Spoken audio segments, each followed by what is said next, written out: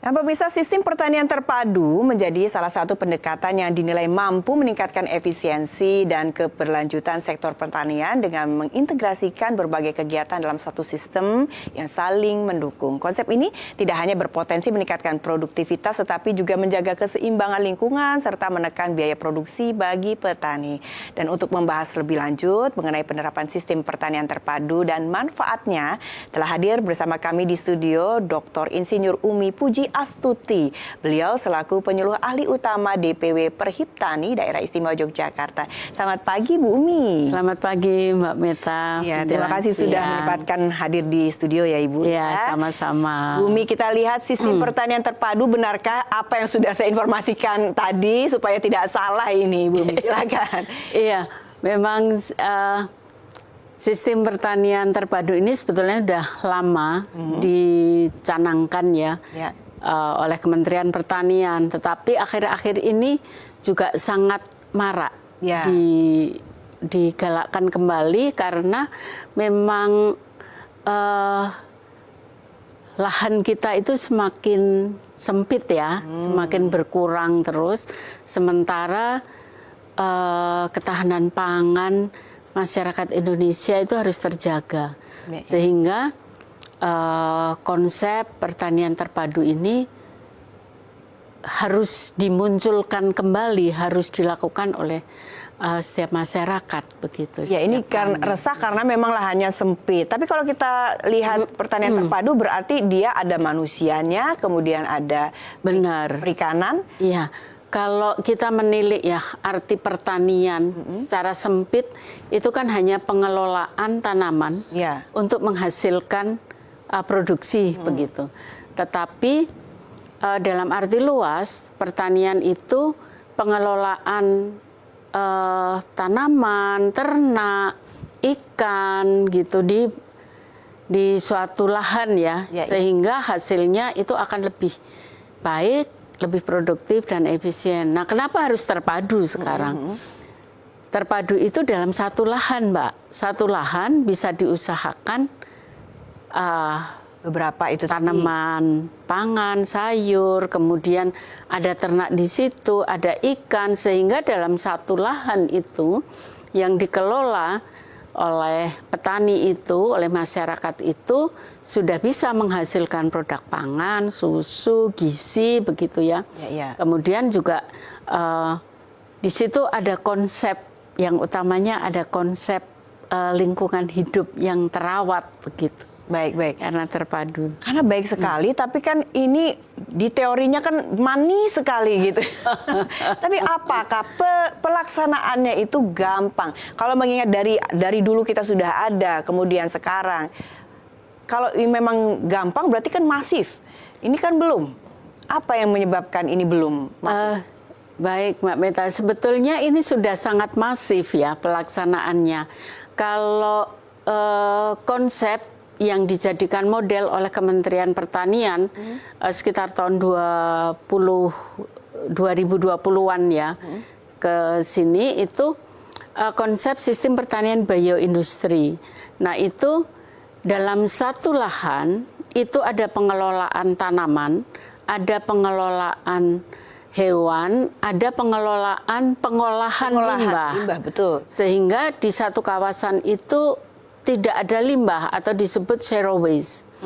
Nah, memang prinsip dari pengelolaan sistem pertanian bioindustri ini itu prinsipnya ada 3.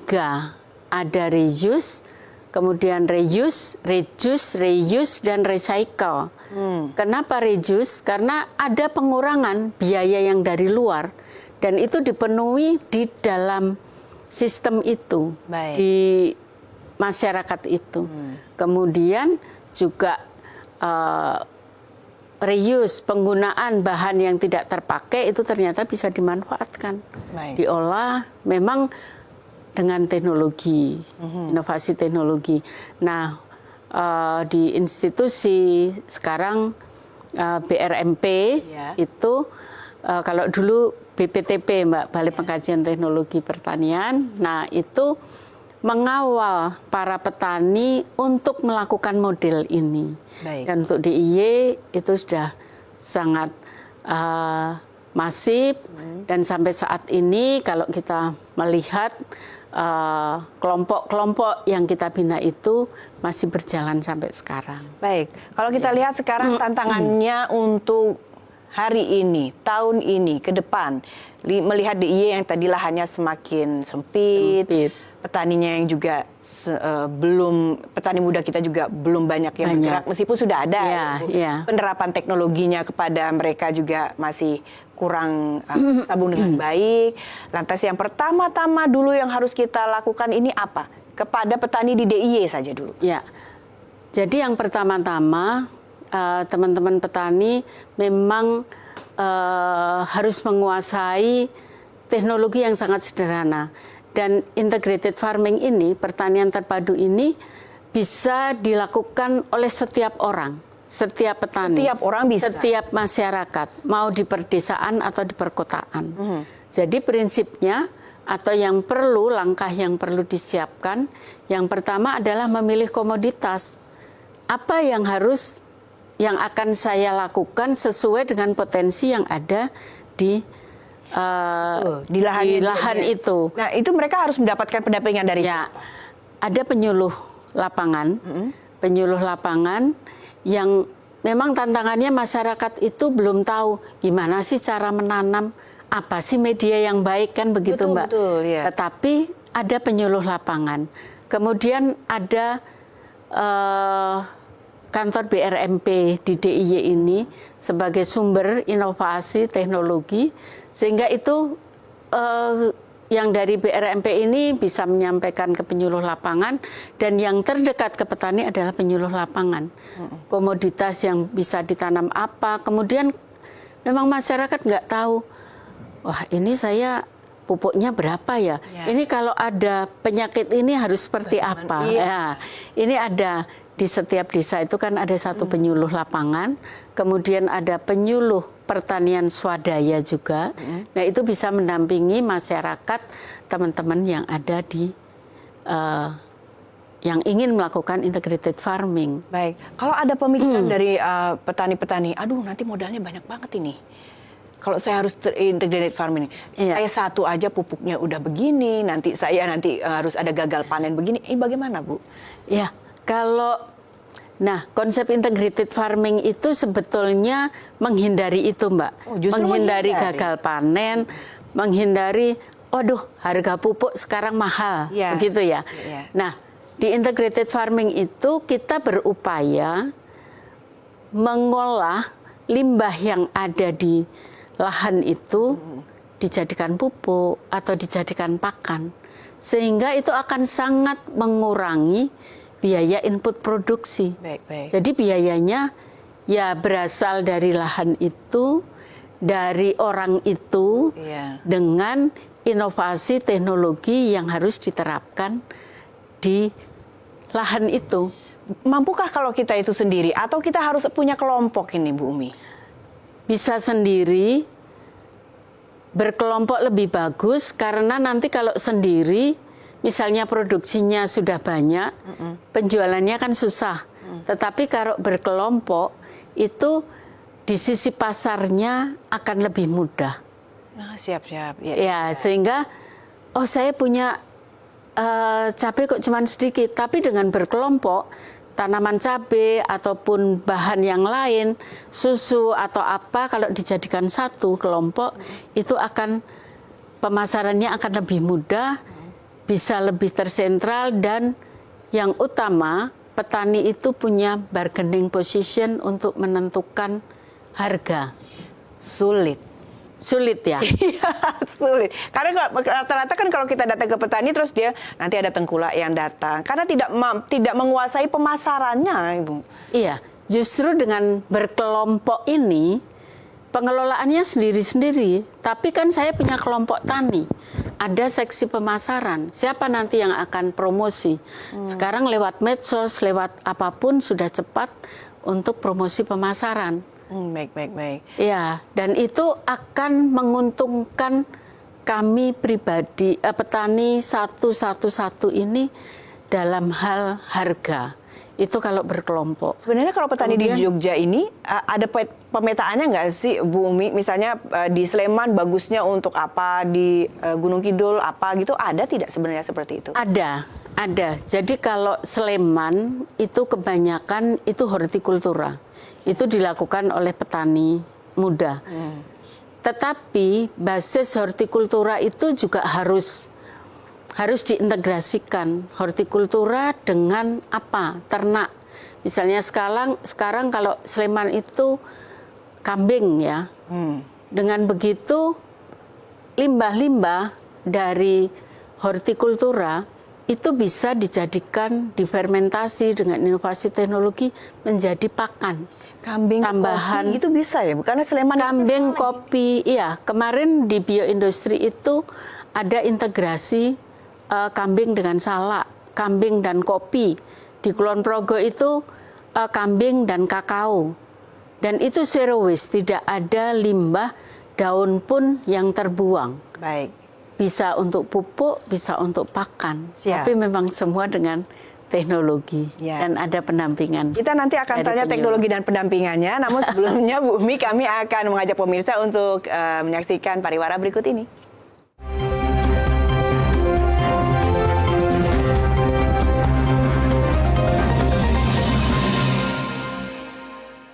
Sekarang itu kalau dibandingkan mungkin exactly jumlahnya itu mungkin agak jumlahnya berubah-ubah, tapi kalau dari persentasenya itu 12% itu lansia. Aging gracefully itu menua dengan elegan ya, dengan penuh kebahagiaan, kesyukuran, sehat fisik, mental, itu ekonomi dan keluarga yang tidak mendukung itu lumayan berpengaruh karena ekonomi itu termasuk tantangan yang terbesar. Selain ekonomi, dukungan keluarga. Memang penyakit tidak menular itu masih menjadi masalah kita bersama, jadi tidak hanya hipertensi, diabetes, stroke, rematik misalnya seperti itu. Itu tidak hanya itu. Jadi tidak hanya penyakit fisik ternyata itu. Yang kami sedihkan itu banyak lansia dengan gangguan mental.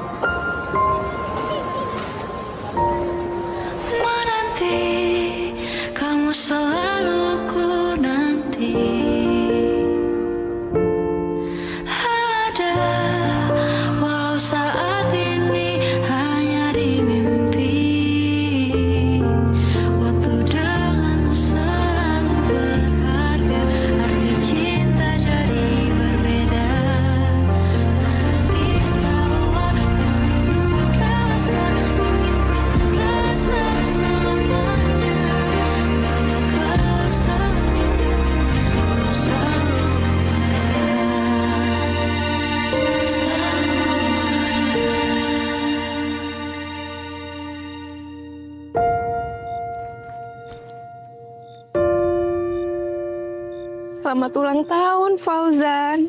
Masih nanti berharap kamu kembali.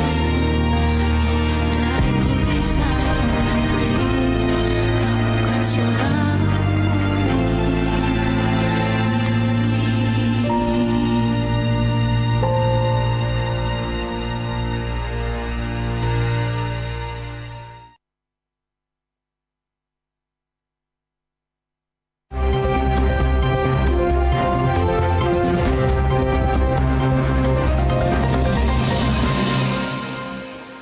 Terima kasih Anda masih bersama kami di Bincang Jelang Siang, segmen menarik di Jogja Jelang Siang. Dan kita masih membahas tentang penerapan sistem pertanian terpadu dan manfaatnya yang bersama narasumber kami Dr. Insinyur Umi Pujiastuti. Kita kembali ke Bu Umi.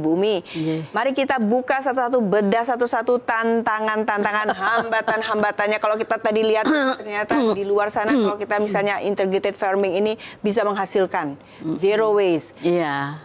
Tapi kan tantangannya juga benar. Ya, Mbak Meta.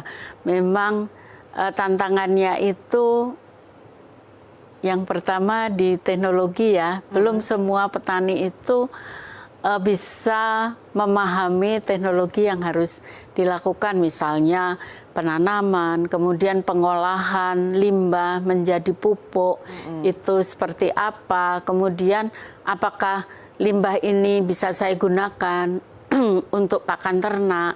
Nah, ini memang pengetahuan ini belum semua masyarakat memahami itu, sehingga memang ini harus dilakukan pendampingan, kemudian BIMTEK begitu ya. Ya. Kemudian yang berikutnya itu ya koordinasi antar dinas ya, karena integrated farming itu tidak hanya miliknya dinas pertanian saja, tetapi juga di situ ada dinas perdagangan dan juga dinas lingkungan hidup. Ya, betul. Ya kan, bagaimana lahan itu bisa sustain, bisa berkelanjutan, itu bagaimana dari lahan yang sempit itu bisa menghasilkan pupuk yang baik, itu ada di situ, ada di komposter.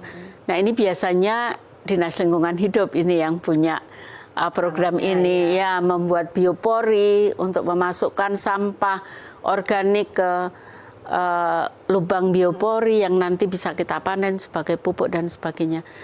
Kemudian tadi biaya kan juga harus siap ya. Ya. Nah, ini juga pemerintah desa mungkin juga bisa berkolaborasi, berkoordinasi.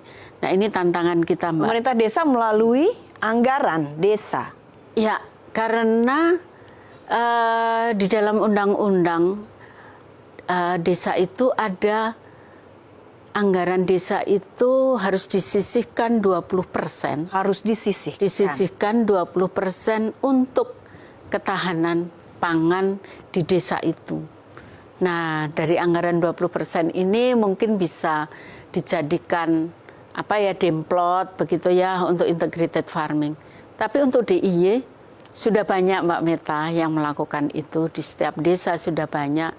Nanti kalau dari Mbak Meta dan teman-teman TVRI mau mengunjungi, bisa kita hantarkan beberapa desa yang sudah melakukan integrated farming dengan dana desa. Ya. Nah, itu pendampingannya dari penyuluh pertanian, begitu. DIY sudah punya komitmen untuk ini. Benar, Mbak. Tapi memang perlu kita tingkatkan tadi kerjasama antar dinas. Kerjasama antar dinas.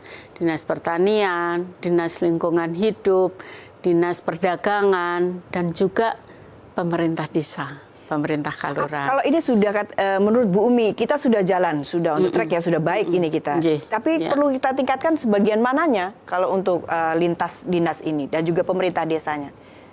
Saya rasa nanti di pasarnya ya, di pemasaran produknya. Karena ini salah satu